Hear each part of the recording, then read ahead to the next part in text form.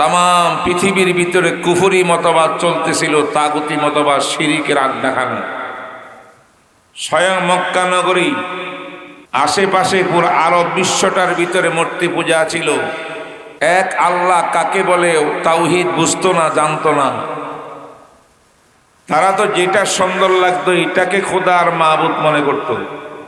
কেউ পাথরকে মাহবুদ মনে করে, পাথর দিয়া মূর্তি বানায় মাহবুদ মনে করে।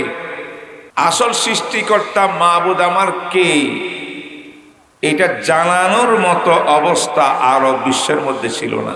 আরব কেন, আরবের বাহিরের বিশ্বের অবস্থা আরো খারাপ। রোম সম্রাট একটা বিশাল বড় পরাশক্তি।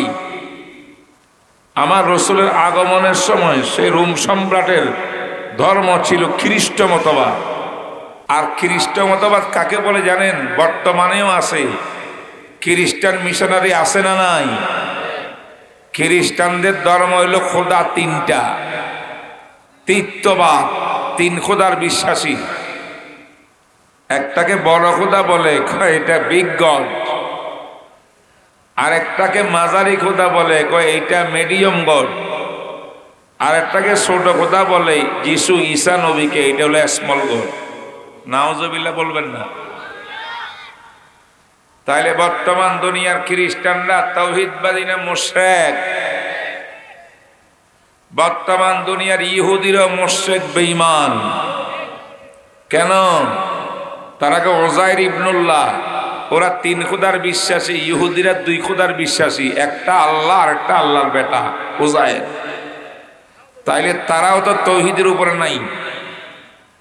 অতএব কেউ মূর্তি পূজা করে, কেউ তিন খোদার বিশ্বাসী হইয়া তিন খোদা পূজা করে। ইহুদিরা দুই খোদা পূজা করে। আবার আরেকটা সুপ্রিম পাওয়ার দ্যাট ছিল, সেটা হইল ফারস্য সম্রাট, ফারস্য দেশ। তারা আগুন পূজা করে, আগুনকে খোদা কয়।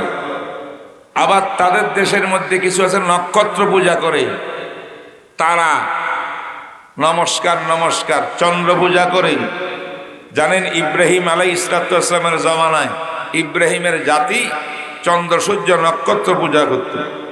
আমার ভাইরা, এইভাবে তাম পৃথিবীর মধ্যে যখন শিরিকের বাজার, সব অন্যায় অপরাধ, যেখানে শিরিক থাকবে সে অন্যায় থাকবে, অপরাধ থাকবে, জেনা থাকবে, বেবিচার থাকবে, মারামারি থাকবে, কাটাকাটি থাকবে, ঘুষ থাকবে, সুদ থাকবে, সমস্ত অপরাধ, অপরাধের মূল কেন্দ্রবিন্দু শিরিক।